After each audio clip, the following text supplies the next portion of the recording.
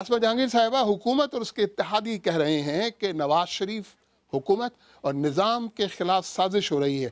क्या आपको भी लगता है कि ऐसा हो रहा है, और अगर ऐसा ही है तो साजिशी कौन है?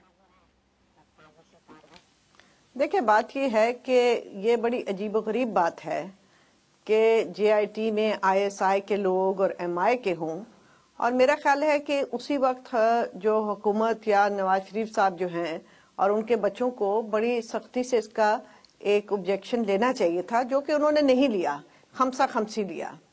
तो ये एक बात जो है, ये वाकई तकलीफ दे तो है। अब यहाँ पे पाकिस्तान में साजिशें मुस्तकबिल में बहुत होती रहीं, और अगर आप JIT की खुद रिपोर्ट पढ़ें तो उनमें लिखा हुआ है कि बहुत सारे जो इनके केसेस हैं वो 2000 से पेंडिंग हैं। तो फिर बंदे को सोचने पे मजबूरी है कि ये पेंडिंग क्यों रखते हैं केसेस, कि जब कोई सियासी शख्स जो है वो एस्टैब्लिशमेंट के खिलाफ बोलता है तो केसेस शुरू हो जाते हैं, जब एस्टैब्लिशमेंट के साथ होते हैं तो केसेस बंद हो जाते हैं।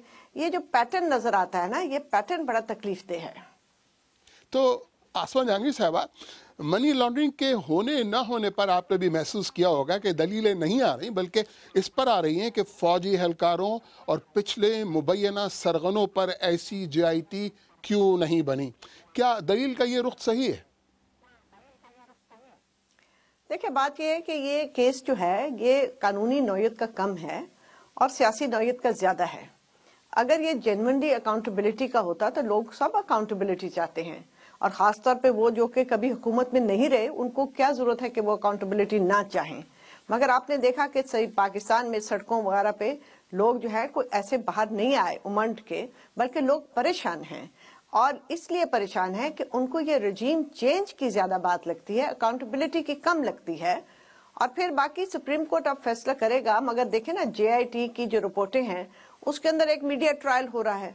अब हमारे जैसे जो लोग वकील पढ़ते हैं, हमारे शायद मुख्तलिफ तरीका है देखने का, मगर एक कम से कम सुप्रीम कोर्ट को देख लेने दीजिए। सुप्रीम कोर्ट पहले से ही देखने से पहले ही एक माहौल बन जाता है ऐसा कि जिससे निकलना बड़ा मुश्किल होता है। सही। तो एक जरा इस पर गौर करें आसमा साहिबा कि हुकूमत अगर ये समझती है कि एहलकार, जज या फौजी अफसरान भी ऐसे धंधों में मुलविस रहे हैं, तो उसने खुद इतने अरसे में इक़्तिदार में रहते हुए ऐसे मुबैना अफराद के खिलाफ कार्रवाई क्यों नहीं की? देखिए, मेरा ख्याल है कि जहाँ तक अदलिया का ताल्लुक है, अब तो बहुत चीजें बेहतर हैं अदलिया में। बाकी फौज को कौन हाथ लगा सकता है? यहाँ पे आप खुद आके देख लें, यहाँ पे जिस तरीके से जमीनें बांटी जाती हैं, किसकी हिम्मत है फौज को हाथ लगाने के बाद? उनका वही हाल होगा जो कि नवाज शरीफ का हुआ है।